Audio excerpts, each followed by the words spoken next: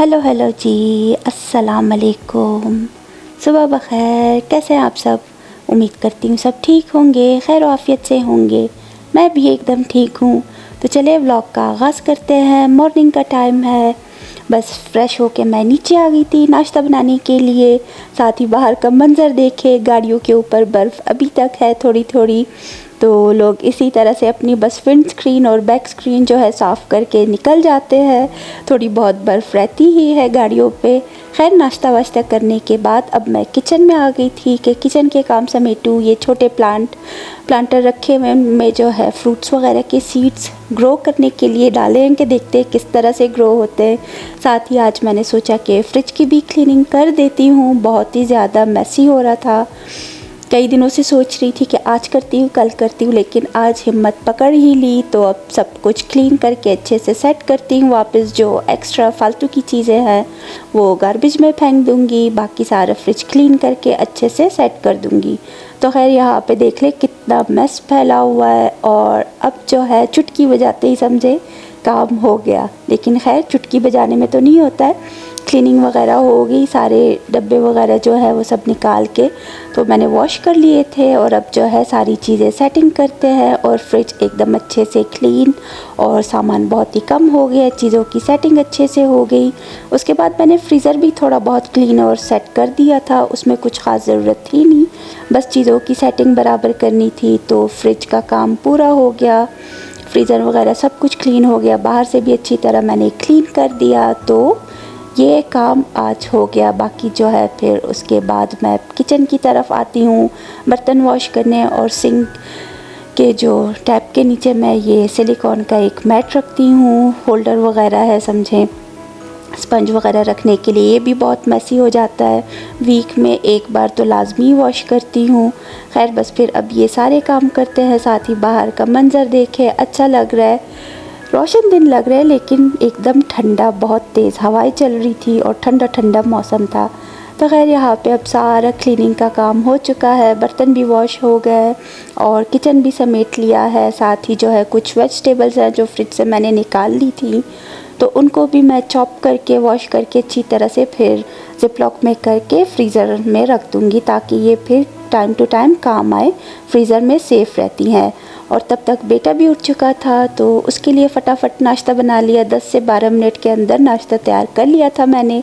पराठे बना लिए, अंडे और चाय हो गए, तो उसको नाश्ता दे दिया। और उसके बाद जो है मैं अपने लिए खाना बनाती हूँ, हमारे लिए समझें। तो आज मैंने सोचा दाल चावल बनाती हूँ, नरम वाली जो चावल होती है, और चना की दाल जो है वो बॉयल होने के लिए रख दी है। सुबह मैंने इसको सोक करके रखा था।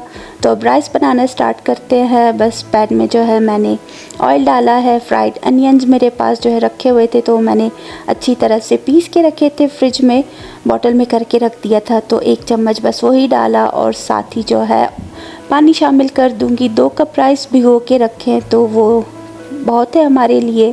खैर बस अब यहाँ जो है 3 कप तक का पानी मैं शामिल कर दूँगी। साथ ही इसमें नमक, थोड़ी हल्दी और गरम मसाला डाल के राइस जो मैंने 2 कप भिगो के रखे थे उसका पानी गिरा के बस इसमें डाल दूँगी। और राइस को जब बॉयल आ जाएगा, सॉफ्ट हो जाएंगे, पानी ड्राई होने लगेगा, तो इसको हम दम पे रख देंगे। तो मज़ेदार से नरम वाले राइस तैयार हो जाएंगे। चना दाल भी तब तक जो है अच्छी तरह से बॉयल हो चुकी थी, तो उसके लिए भी बस फिर मसाला तैयार करेंगे।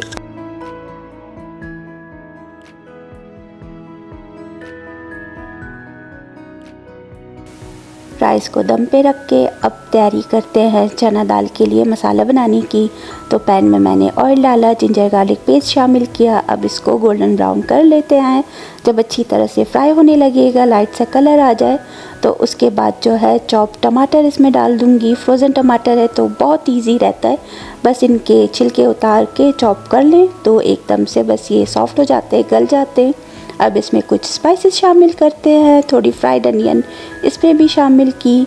तो खैर बस फिर नमक, लाल मिर्च, हल्दी, ज़ीरा, धनिया पाउडर, मेथी दाना, ये सब चीज़ें शामिल करके, साथ ही शान का जो है दाल का मसाला था पैकेट वाला, तो वो भी मैंने थोड़ा इसमें शामिल किया कि टेस्ट के लिए देखते हैं किस तरह आता है। मगर नॉर्मली जो घर के जो रेगुलर हम मसाले यूज़ करते हैं उनसे खाना मैंने देखा है कि ज़्यादा अच्छा बनता है। लेकिन खैर फिर अब यूज़ करते ही रहते हैं डब्बे वाले मसाले भी, लेकिन मुझे ख़ुद जो है फिर घर के मसाले ज़्यादा अच्छे लगते हैं कि वो खानों में यूज़ हो। और उस दिन मैंने झटपट एक दाल बनाई तो वो इतनी मज़े की बनी थी और हस्बैंड को वो ज़्यादा पसंद आई। तो खैर यहाँ पे अब बस ये मसाला तैयार हो रहा है, एकदम से भुन चुका है। तो मैंने थोड़ा सा ऑयल और मसाला सेपरेट कर लिया था। अब बाकी जो बॉयल की हुई चना दाल है वो इसमें शामिल करके बस जो है उसको अच्छी तरह से मिक्स कर लूँगी। और एंड में जो है बस ऊपर से गरम मसाला छिड़क के और जो हमारा मसाला जो मैंने सेव करके रखा हुआ था वो ऊपर से डाल के बस चूल्हा बंद कर दिया था और मज़ेदार सी चना दाल भी तैयार हो चुकी थी। तो राइस और चना दाल तैयार थे, हमारा खाना रेडी था।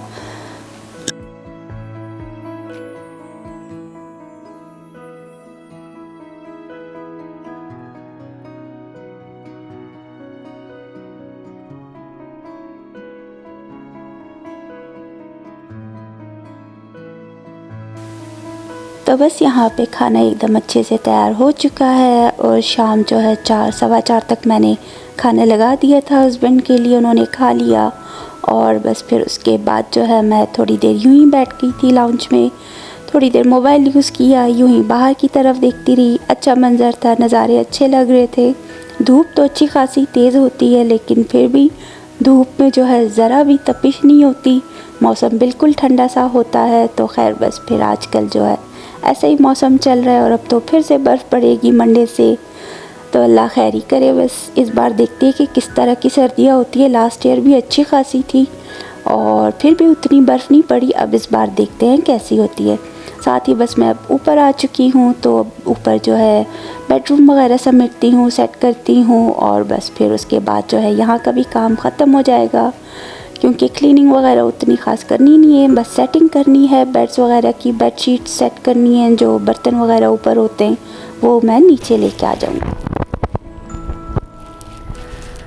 बैकयार्ड बिल्कुल खाली हो चुका है बर्फ़ से, लेकिन अभी मंडे से फिर से बर्फ़ पड़ेगी तो ये सारी जगह बर्फ़ से भरी होगी।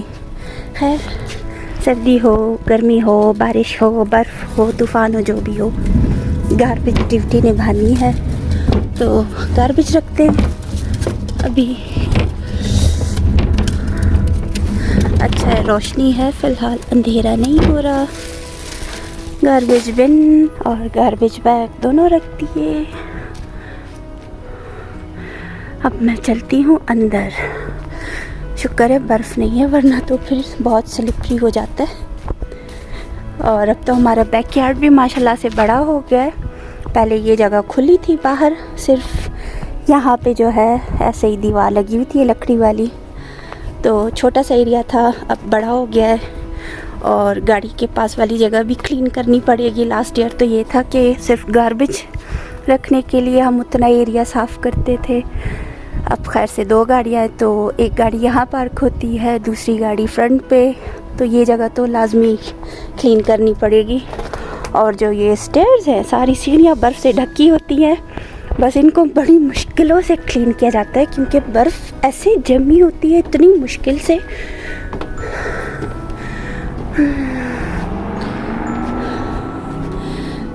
अभी इतनी सी बर्फ़ है, अब कल ये सारी चेयर्स वगैरह सब कुछ हम साइड पे कर देंगे कि डेक का एरिया बिल्कुल खाली हो।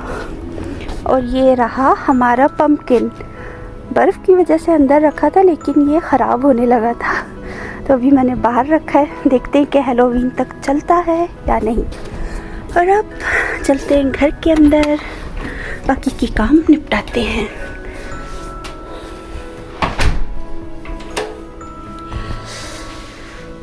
बाहर इतनी ठंड होती है कि जैसे ही घर के अंदर आते हैं हीटिंग सिस्टम ऑन है तो गरम गरम घर अच्छा लगता है बेहद।